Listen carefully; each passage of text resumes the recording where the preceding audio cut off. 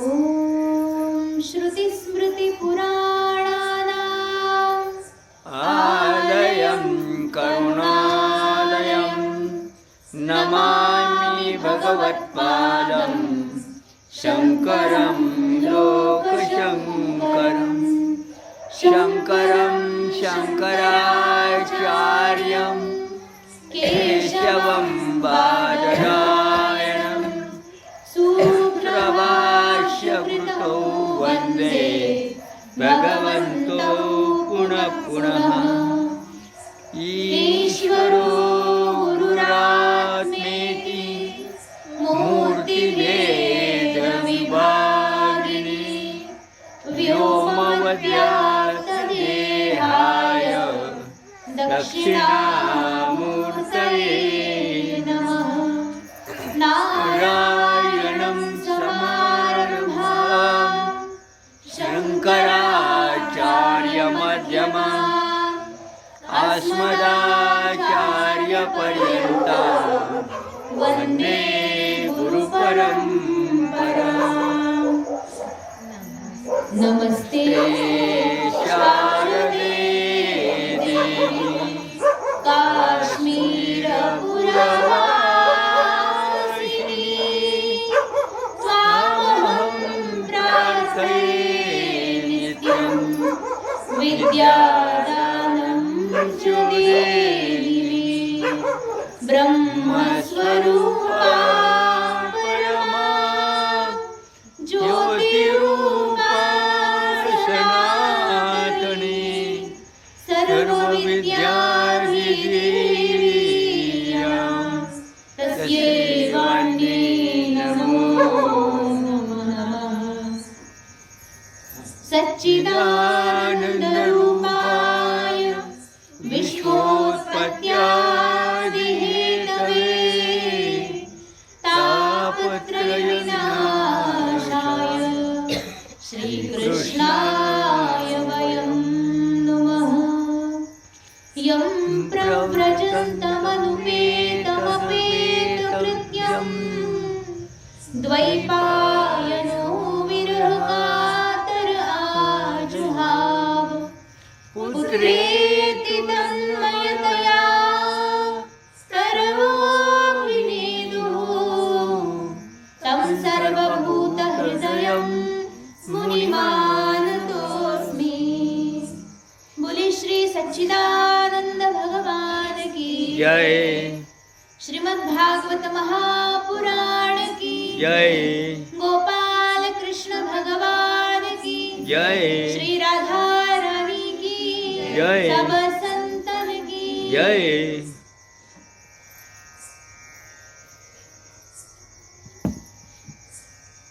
श्रीमद भागवत सत्संग काल आपण सर्वांनी श्रवण केलं होतं की ध्रुव महाराज त्या ठिकाणी त्यांनी त्यांची तपस्या पूर्ण केली, देवाकडून ध्रुवपद निश्चित अशा प्रकारचं त्या ठिकाणी त्यांनी वरदान मिळवलं आणि परत आता आपल्या घरी आले।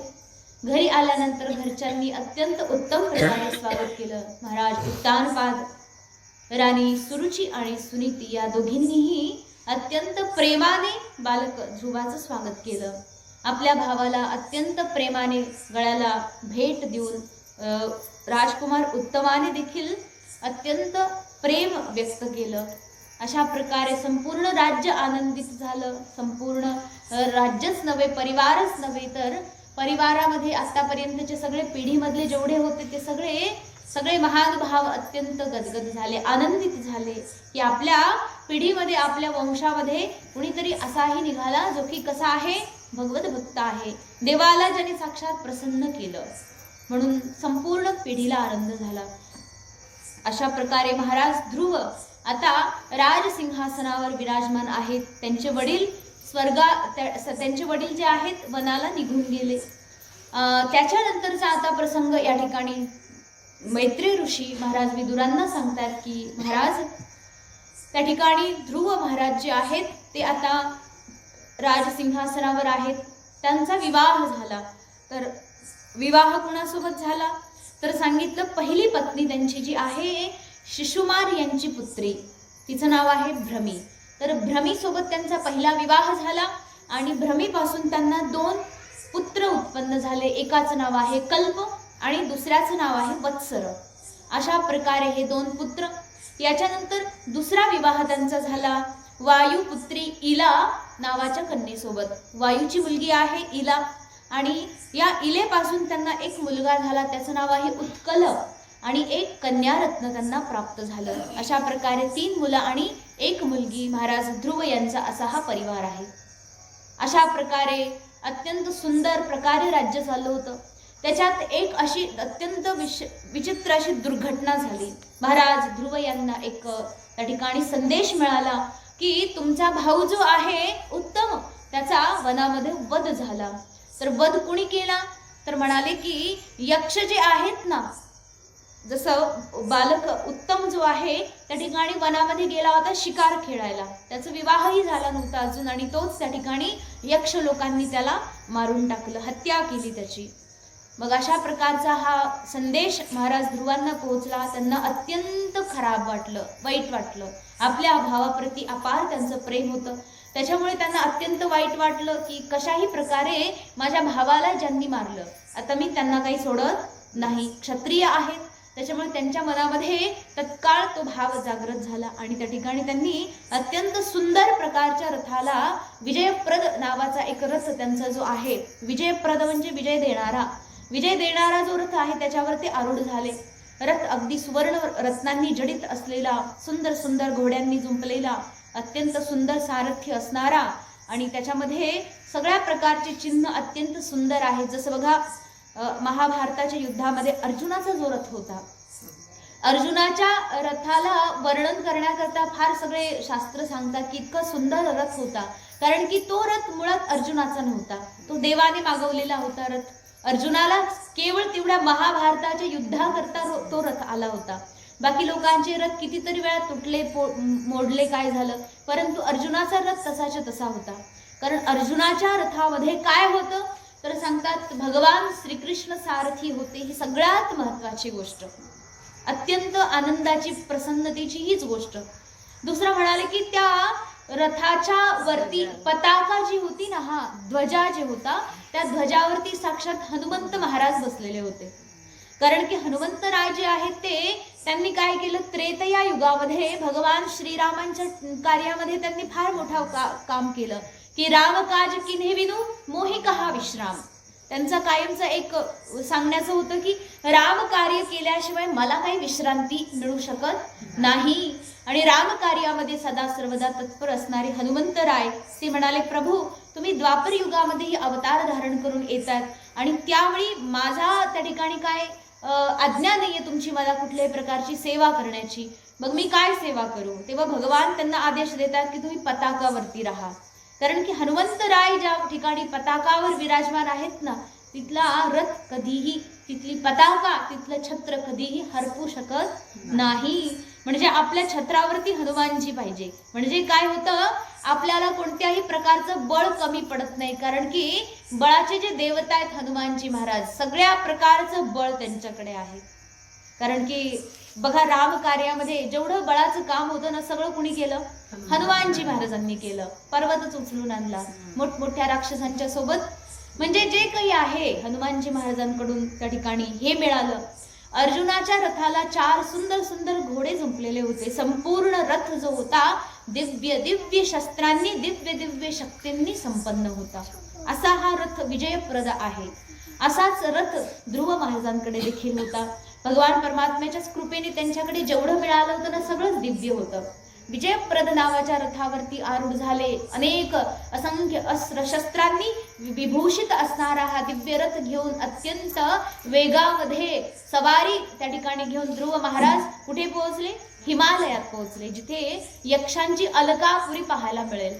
हिमालयात पोहोचले, उत्तर दिशेचा प्रवास केला, हिमालयाला पोहोचले आणि त्या ठिकाणी यक्षांच्या नगरीला त्यांनी सर्वप्रथम व्यवस्थित प्रकारे न्याहाळून घेतलं, पाहून घेतलं आणि आता युद्ध करण्याकरता त्यांनी गर्जना केली. युद्ध गर्जना ऐकून आतमध्ये जे लोक होते ना, त्यांनी काय केलं, ऐकलं सर्वांनी, अरे बापरे कोण आले म्हणून बघायला आले. पाहतायत तर आता ध्रुव महाराजांनी युद्धाचा शंख वाजवला. जसं युद्धाचा शंख वाजला त्याचबरोबर आतमधले सगळे लोक घाबरून गेले. यक्षाच्या सगळ्या स्त्रिया घाबरून त्या ठिकाणी लपून बसल्या. अनेक यक्षांचे जे दुर्बळ लोक होते सगळे लपून बसले, कारण शंखाचा आवाजच तेवढा भयानक होता. सगळे यक्ष लोक युद्धाची ललकार ऐकून बाहेर पडले. आपल्या आपल्या शस्त्रास्त्रांना धारण करून सगळे लोक बाहेर पडले. त्या ठिकाणी ध्रुव महाराज म्हणतात की तुम्ही माझ्या भावाला मारलं, आता तुम्हाला मी सोडत नाही. अशा प्रकारे त्या ठिकाणी आता युद्ध सुरू झालं. युद्धामध्ये दोन्हीही जी बाजू आहे समान रूपाने लढते. यक्ष काही कमी नव्हते. तर त्या यक्षांच्या सोबत हे ध्रुव महाराज युद्ध करतात. ध्रुव महाराजांनी सगळे समोर आलेले जेवढे यक्ष होते त्या सगळ्यांना एक सोबत 3-3 बाण मारले. म्हणजे एकच बाण, यांनी एकदाच फक्त धनुष चालवला, त्याचबरोबर प्रत्येकाला 3-3 बाण एकत्र लागले. आणि 3-3 बाण लागलेले पाहून ते सगळे आश्चर्यचकित झाले की हा कोणी साधारण योद्धा नाहीये, अद्भुत पराक्रमी आहे, शक्ती बलशाली आहे. मग अति बलवान ध्रुवजी महाराज जे आहेत त्यांनी आपली बल दाखवण्याकरता त्या ठिकाणी उद्यत झाले. सगळ्यांना 3-3 बाण मारून घायल केलं. कुणी मेलं, कुणाचं काय तुटलं, कुणाचं काय तुटलं. जेवढे जगले वाचले होते ते परत उठले आणि युद्ध करायला लागले. घनघोर युद्ध झालं. त्या युद्धामध्ये ध्रुव महाराजांनी सर्वांना त्या ठिकाणी परास्त करून त्यांना सर्वांना मारलं. आता हे सगळे म्हटले आता आपला पराजय काय निश्चित आहे असं म्हणून त्या लोकांनी काय केलं, तिथून आतमध्ये निघायला सुरुवात केली. चला आपल्या गडावर म्हणून सगळे निघाले आणि आतमध्ये गेले. ध्रुव महाराज इकडे विचार करतात हे सगळे आता परत पण येऊ शकतात. आतमध्ये गेले, ठीक आहे. थोड्या वेळानंतर हे सगळेच्या सगळे असंख्य शक्तीने परत आले. असंख्य शक्तीमध्ये सांगितले की 13 अयुत. 13 अयुत म्हणजे एक अयुत म्हणजे दशसहस्र 10,000. तर 13 अयुत म्हणजे किती, 1,30,000.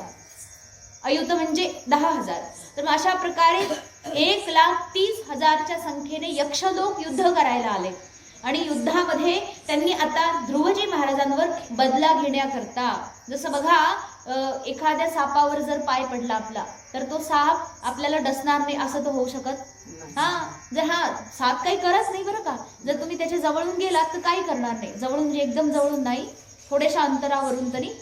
पण एकदम जवळ गेलात आणि त्याच्यावर पायच जर तुमचा लागला, चुकून लावा अर्थात किंवा मुद्दाम लावा, कसाही पाय लागला तर तो काही तुम्हाला सोडत नसतोय. त्याच प्रकारे इथेही असंच झालं की ध्रुव महाराजांच्या भावाची हत्या करून यक्ष लोकांनी मोठा अपराध केला की आता हे अगदी मोठ्या सापाप्रमाणे अत्यंत भयानक क्रोधामध्ये, अत्यंत क्रोध त्यांच्या मनामध्ये आला की यांनी माझ्या भावाला मारला, आता मी काही करून यांना सोडत नाही.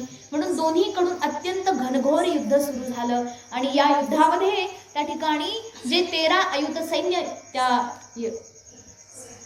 सगळ्यांचं आलं होतं, त्यांनी काय केलं, यक्ष लोकांनी युद्ध सुरू केलं, आक्रमण सुरू केलं. त्याच्यामध्ये त्यांनी आपल्याकडे जेवढे शस्त्र होते सगळ्यांना चालवलं. त्या शस्त्रांची नावं सांगितलं. तर म्हणतात की रथावर बसलेले सारथी सोबतही त्यांनी युद्ध सुरू केलं. ते काय म्हटले, त्यांच्यावरती परिघ, त्यानंतर खड्ग म्हणजे तलवार, त्यानंतर प्रास, त्रिशूल, फरसा, शक्ती, वृष्टी, भुशुंडी अशा अनेक प्रकारचे चित्र विचित्र असे पंखदार सगळे बाण त्या ठिकाणी सर्वांच्यावर सोडले. ध्रुव महाराजांच्यावर त्यांनी सगळ्यांनी एक एक करून एक सोबत शस्त्र सोडले.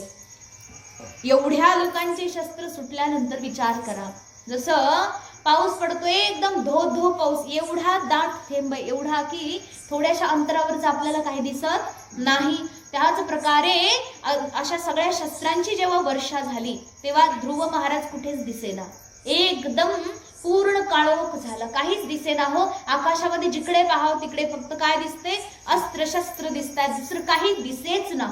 अशा प्रकारे हे सगळं युद्ध भयंकर झालं. त्याच्यामध्ये ध्रुव महाराज जे होते ते पूर्ण आता गळाले, कुठे गेले कळलंच नाही, एकदम घायल झाले. आता यक्ष लोकांना वाटलं की आपला विजय झाला असं म्हणून ते विजय घोषणा करून, विजय गर्जना करून दणदणीत विजयाला त्या ठिकाणी साजरं करू लागले. अशा प्रकारे त्यांचा विजय उत्सव चालला होता. तेवढ्यात बघा, जसं एखादं काय म्हणतात ना, ढग असतं सगळीकडून, चहूकडून ढग आलं आणि त्या ढगाआड सूर्य लपलेला असतो. सूर्य दिसत नाही, मग ढगाला वाटतं की सूर्य आम्ही झाकून टाकला. परंतु थोडंसं ढग बाजूला झालं की काय होतं, सूर्य बरोबर दिसतं, सूर्य कुठे गेलेला नाही. जसं एखादं ते काय म्हणतात कोहरा धुकं पडलेलं असतं नाही का, धुक्यामध्ये पण सूर्य दिसत नाही, पण एकाएकी धुकं गायब झालं तर सूर्याचं दर्शन तत्काळ होऊन जातं. त्याच प्रकारे त्या ठिकाणी ध्रुव महाराज एवढ्या सगळ्या शस्त्रास्त्रांच्या पावसामधून, त्या शस्त्रवर्षेमधून त्या ठिकाणी सूर्यासारखे तेजस्वी होऊन बाहेर आले. आणि आता तर आणखी जास्त स्फूर्तीमध्ये एकदम तेजस्वी होऊन त्या ठिकाणी समोर उभे राहिले. आणि त्यांनी आता त्या ठिकाणी आपल्या धनुष्याला परत एकदा टंकार केलं. जर धनुष्याची टंकार ऐकली, सगळ्यांनी वळून बघितलं, अरे बाबा हे तर कुठे गेले नाही, हे समोरच उभे आहेत. आता परत युद्ध सुरू झालं. या युद्धामध्ये आता ध्रुव महाराज त्यांना कळाले की यांच्यासोबत कसं लढलं पाहिजे, कारण की हे कसे आहेत, यक्षलोक सगळे मायावी आहेत. कारण मनुष्याची माया कमी पडेल, मनुष्याकडे काही माया नसते. हे यक्ष राक्षस किन्नर जेवढे यांच्याकडे माया असते, ते काही पण करू शकतात. मग मनुष्य त्याच्या ठिकाणी फसू नये, पडू नये, म्हणून त्या ठिकाणी आता ध्रुव महाराज आणि अधिक सावधान झाले आणि त्यांनी आता युद्ध करायला सुरुवात केली. आणि या युद्धामध्ये मात्र त्यांनी कुठल्याही प्रकारची कसर सोडली. सगळ्या प्रकारे जेवढी शक्ती वापरता येईल तेवढ्या प्रकारे त्यांनी युद्ध करायला सुरुवात केली. अनेक प्रकारे युद्ध केलं आणि त्यांना त्या ठिकाणी काय केलं, परास्त केलं. अशा प्रकारे परास्त झालेले हे सगळे यक्षलोक आता आपलं उचललेलं पडलेलं जे काही बिराड होतं, सगळं काही उचललं, जेवढं काही शिल्लक होतं त्यांनी उचललं आणि आपल्या कुटीमध्ये नाही, आपल्या महालात गेले, गडावरती गेले. ध्रुव महाराज एकटेच बाहेर आहेत. म्हणले की आता आपल्याला काही जायचं नाही. पण पाहिलं बरं का, त्यांनी युद्धामध्ये सगळे परास्त झालेत आणि सगळीकडे दृश्य आहे. काय दृश्य आहे तर म्हणतात की ते यक्ष लोक जे आहेत ना, एवढे सुंदर आहेत. यक्ष कोणी काही विचित्र लोक नाहीत बरं का, त्यांच्यामध्ये दिव्य शक्ती आहे, त्यांच्याकडे दिव्यता असते, त्यांच्या चेहऱ्यावर तेज असतं. त्या तेजस्वी लोकांच्या शरीरावरचं जे शिर आहे ते उडून पडलं, फक्त धड खाली पडलेले, डोकं एकीकडे पडले, धड दुसरीकडे पडले. अशा अवस्थेत पण ते सुंदर दिसत होतं. कसं तर म्हणतात त्यांच्या अंगावरती सोन्याचे दागिने एवढे घातलेले होते, कानाचे कुंडल, डोक्यावरती मुकुट, असे अनेक दिव्य शस्त्र अस्त्र सगळे सोन्याचे, हो, गळ्यामध्ये एवढे मोठे हार, सगळ्या अंगावरती सोनं, रेशमी वस्त्र, अशा प्रकारे एवढे चकाचक ते चमकत होतं की ते मेले जरी असले तरी काय होतं, ते चमकत होते. एवढं छान, खूप छान दिसत होतं ते दृश्य. त्याचं पण वर्णन केलं. ध्रुव महाराज ते दृश्य बघतात, पण ते म्हटले हे यांचं जे अलकापुरी आहे ना, यांचं जो राज्य आहे अलकापुरी, खरं बघा हे यक्षलोक केवढे सुंदर आणि शक्तिशाली आहेत, यांची अलकापुरी केवढी सुंदर असेल, एकदा बघावी अलकापुरी. म्हणून त्यांनी विचार केला, परंतु एक पाऊल उचलायच्या आधी लगेच थांबले. म्हटले नाही, अलकापुरीत जायचं आणि ह्या लोकांनी जर वेगळा काही तिथे डाव टाकलेला असला मग तिथे जाऊन फसायचं. बघा एक हुशार माणूस जो असतो तो आधी सावधान असतो आणि अशा वेळी भगवान परमात्मा ही अशा लोकांना सावधही करतात. परमात्म्याची कृपा आहे. योग्य वेळी त्यांनी विचार केला, नाही, हे लोक कसे आहेत, ते मायावी आहेत, त्यांना माया येते. ते अगदी पाठ दाखवून गेलेत, आता हार स्वीकारून गेलेत आता, पण आतमध्ये जाऊन काहीतरी वेगळं षडयंत्र रचतील आणि मला त्यांच्या डावामध्ये फसवतील. मी काय अलकापुरीला जात नाही, मी इथेच बसून त्यांची वाट बघतो, असं म्हणून ध्रुव महाराज वाट बघत बसले. थोड्या वेळानंतर त्या ठिकाणी ज्या प्रकारची कल्पना केली होती त्याच्याही पेक्षा विचित्र घटना घडली. कारण हे काय म्हटलं, हे मायावी आहेत. ध्रुव महाराज वाट बघत बसले. वाट बघतायत कुणी आलं नाही, कुणीच आलं नाही. आता काय आलं तर त्यांनी सांगितले, चारही दिशांनी मोठमोठ्याने धूळ उडाली, सगळीकडून धूळ, एवढी जोरात धूळ उडाली की काहीच दिसेना, काहीही दिसेना, एकदम सगळं विचित्र वातावरण. आणि अशा भयानक आवाज यायला लागले, जसं आता कुत्रे भुंकत होते नाही का. कुत्र्याचं भुंकणं फार चांगलं नाही बरं का. समजा भुंकला तर ठीक आहे, पण ते विवळतो ना एकदम हो करून, त्याचं विवळणं एकदम काय म्हणतात अपशकुनी आहे. त्याच्या ठिकाणी ते विवळणं एकदम विचित्र, काहीतरी भयंकर संकेत देतो, म्हणून ते पण चांगलं नाही. अशा अनेक घटना असतात, ते सगळं व्हायला लागलं तिथे. कुत्रे विवळतात, कुठे काय. अशा प्रकारे ध्रुव महाराजांनी ते दृश्य बघितलं आणि त्याच्यानंतर ते विचार करतायत की चाललंय काय नेमकं. तेवढ्यात त्या अगदी विचित्र आवाजामध्ये ढगामध्ये जे आहे ना, मोठमोठ्याने वीज कडकड एकदम जोरात आवाज झाला. वीज कडकडली आणि त्याचबरोबर पाऊस पडायला सुरुवात झाली. अवेळी पडलेला हा पाऊस. आणि पाऊस कशाचा हो, नाही गाराचा नाही, पाण्याचा पण नाही. सगळ्यात पहिला पाऊस पडला रक्ताचा.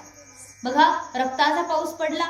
त्याच्यानंतर त्या ठिकाणी सांगितले की मलमूत्राचाही पाऊस पडला, विष्ठेचा पाऊस पडला.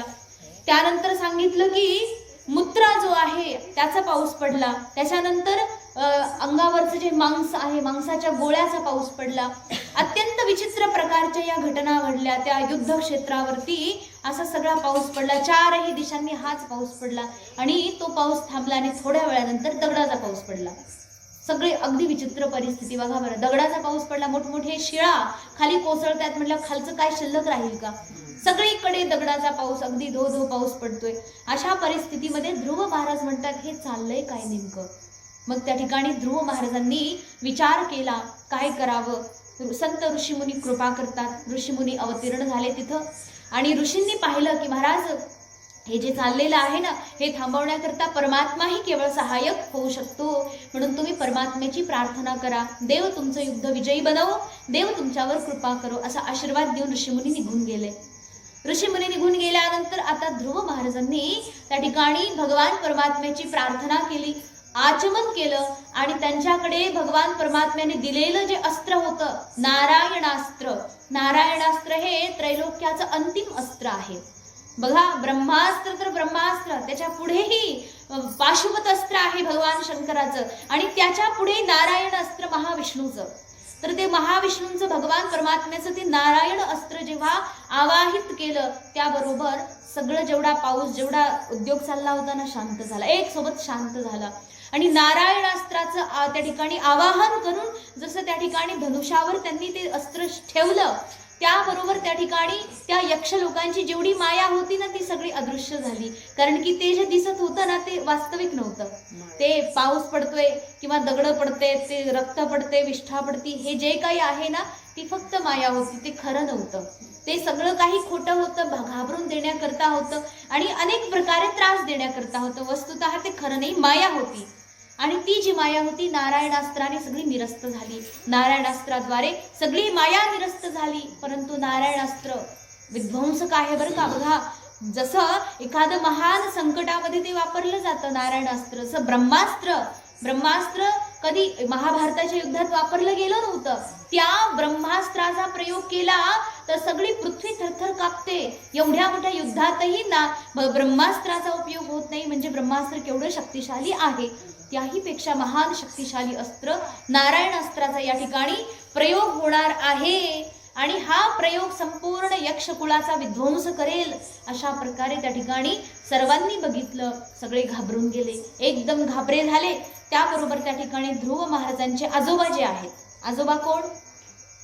वंशावळ ध्यानात ठेवायची बरं का, फार मोठी गोष्ट नाहीये. वंशावळ इतक्या वेळा आपण ऐकलेली आहे. ध्रुव महाराजांचे वडील कोण? उत्तानपाद. आणि उत्तानपादांचे वडील कोण? मनु महाराज. तर स्वयंभुव मनु जे आहेत हे पहिले मनु. तर स्वयंभुव मनुंचे पौत्र म्हणजे नातू महाराज ध्रुव आहेत. तर त्या ठिकाणी स्वयंभुव मनु त्या ठिकाणी येऊन उपस्थित झाले. त्यांनी बघितलं की आपला नातू जो आहे फार पराक्रमी आहे, यशस्वी आहे, बलवान आहे, परंतु कुठेही बळ दाखवून उपयोग नसतो. त्या ठिकाणी आले म्हणे बालका ध्रुवा खूप छान बेटा, मी प्रसन्न आहे तुझ्यावर. कारण की बघा एखाद्या वंशामध्ये जर खरंच एखादा भगवत भक्त कोणी जन्माला आला ना, आपले पूर्वीचे वाट पाहता ती स्वर्गीचे पूर्वज ऐसा कोणी भक्त ऐसा हरिभक्त व्हावा कोणी. वाट पाहतात ते कोण?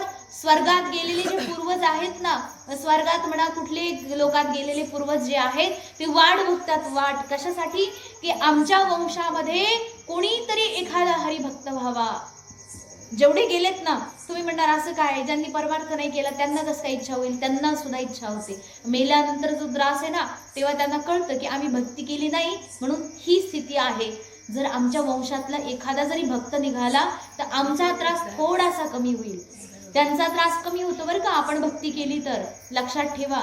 म्हणून भगवान परमात्म्याच्या भक्तीमध्ये एवढं सामर्थ्य आहे हो, दुसरं काही करायचीच गरज नाही. प्रत्येक त्रास, प्रत्येक क्षीण, प्रत्येक दुःख आपल्याला जर नाहीच करायचं असेल तर औषध एकच आहे. काय औषध आहे? बघा आपल्याला व्याधी वेगळ्या वेगळ्या होतात, वेगळ्या व्याधीसाठी वेगळी औषधं. डोकं दुखते म्हणून डोक्याची गोळी, पाय दुखतं तर पायाची गोळी, पोट दुखते पोटाची गोळी. सगळ्यासाठी एकच गोळी काम करत नाही. परंतु इथे मात्र रोग तुमचा काही पण असो, दुःख तुमचं कुठलंही असो, त्रास काही पण असो, एकच औषध आहे. काय औषध आहे? भगवान परमात्म्याच्या नावाचं कीर्तन, बस तेवढं एकच औषध आहे. तुम्ही तेवढं प्रेमाने करा. बघा सगळं त्रास गेला, दिसतोय तो त्रासही जाईल, आणि जो त्रास दिसत नाही पण होतोय तो सुद्धा जाईल. बघा आपल्याला माहितही नसतं आपल्याला काही काही रोग झालेला आहे, पण डॉक्टरकडे गेल्यावर ते बरोबर निदान तुमचं रिपोर्ट वगैरे येतात ना, त्याच्यामध्ये हाच रोग निघला आणि तोच रोग निघला. तुम्ही म्हणा हा रोग कसं काय आला, हे तुम्हाला माहितीही नव्हतं. पण ह्या सगळ्या रोगांचंही निर्मूलन होऊन जातं जर एखाद्या आपण जर म्हणजे बघा एखादा काहीतरी ऑपरेशन जर तुम्ही केलं पोटाचं, त्याच्यामध्ये जे होतं ते तर निघालं, पण त्याच्यासोबत आणखी जर काहीतरी कचरा तिथे असेल तर तोही निघून जातो. तेच म्हटलेलं आहे भगवान परमात्म्याच्या नावामध्ये एवढं मोठं सामर्थ्य आहे की प्रत्येक रोग त्याच्यामधूनच त्या ठिकाणी नष्ट होऊ शकतो. मग भगवान परमात्म्याची कृपा आहे. हे बघ भक्ता, काय म्हटले, ध्रुव बाला, तू लहानपणापासून खरंच बाल्यकाळातच तू एवढा मोठा हरिभक्त झाला की शंकाच नाही. सगळे लोक तुझी पूजा करतात, तुझा जय जयकार करतात, तुला मानतात, भक्त लोक तुला मानतात, तुझी प्रजा तुला मानते, आणि सगळ्या विश्वामध्ये तू अत्यंत प्रजाहित दक्ष राजा आहे, कृपाळू आहे, प्रजावत्सल आहे, आणि तू महान भक्त आहे. अशा प्रकारे तुझा सर्वत्र जय जयकार आहे. म्हणून त्या ठिकाणी तुझ्याद्वारे अशा प्रकारचं निंदनीय कर्म होणं शोभा दिसत नाही. काय निंदनीय कर्म केलं तर त्या ठिकाणी स्वयंभू मनू सांगतात, हे बघ बाळा, तुझ्या भावावर तुझं फार प्रेम होतं, मला मान्य आहे, पण तुझ्या भावाला ज्या यक्षाने मारलं तो यक्ष कधीच मेलाय. तू या ज्यांना मारतो हे सगळे निरपराध आहेत. हे समोर दिसणारे सगळे यक्ष त्यांच्याजवळ काही अपराध नाहीये. ज्याने तुला मारले तो यक्ष गेलाय निघून. आता यांना जर मारतोय तर यांना मारल्याचं पाप तुला लागेल, आणि पाप एवढं भारी असतं महाराज की ह्या पापाच्या बळावरती सगळं पुण्य नष्ट होऊन जातं. थोडंसं पाप केलं तर महान पुण्य नष्ट होऊन जातं. बघा थोड्याशा पापाला नष्ट करायला महान पुण्य करावं लागतं, पण महान पुण्य नष्ट करण्याकरता थोडंसं पाप पण पुष्कळ आहे. सगळं पुण्य धुवून जाईल, पाप फक्त शिल्लक राहील. स्वयंभू मनू उपदेश करतात की बाळा आता युद्ध थांबव. या ठिकाणी हे सगळे लोक जे आहेत ना हे निरपराध आहेत, त्यांच्याजवळ कुठलाही अपराध नाही. तुझ्या भावाला ज्याने मारले तो यक्ष गेलेला आहे, म्हणून या लोकांना तू सोडून दे. अशा प्रकारे त्या ठिकाणी असा सुंदर उपदेश करतात आणि म्हणतात की हे बघ बाळा, बालपणापासूनच तू फार महान कार्य केलं, भगवान परमात्म्याची उपलब्धी करून घेतली, जी त्रैलोक्यात सर्वांना अत्यंत दुष्कर आहे, कठीण आहे. तुझं खडतर कठीण तपस्या बघून खरं तर मी तेव्हाच तुझ्यावर फार प्रसन्न झालो होतो, आणि आता तुझ्या या सगळ्या कार्यकलापांना बघून तर मी अधिकच प्रसन्न आहे. तथापि आता हे जे कर्म तू करत आहेस ते आपल्या कुळाकरता निंदनीय आहे. हे बघ बाळा, आपल्या कुळात असं कधीच कुणी केलं नाही, त्याच्यामुळे आता हेही कर्म करू नको. आणि तसंही बघ बरं, तू प्रेम करतो तुझ्या भावावरती, परंतु हे दैहिक आहे, सगळं देहाच्या संबंधित आहे, आणि तू तर परमात्म्याची भेट घेतलेली आहे. म्हणून संसार किंवा संसारासंबंधी तत्संबंधी जेवढ्या वस्तू आहेत ह्या सगळ्या नश्वर आहेत. म्हणून हे बघ बाळा, त्या ठिकाणी तुझा भाऊ गेला, तू आज नाही तर उद्या तसाही जाणारच होता. तो नश्वर आहे, तो शाश्वत नाही. मग अशा नश्वर व्यक्ती करता, नश्वर जीवा करता तू एवढ्या प्रकारचा बदला, प्रतिशोध घेण्याची भावना तुझ्या मनामध्ये आणतो. तुझ्या तपस्येला कुठेतरी ते नष्ट करणार आहे.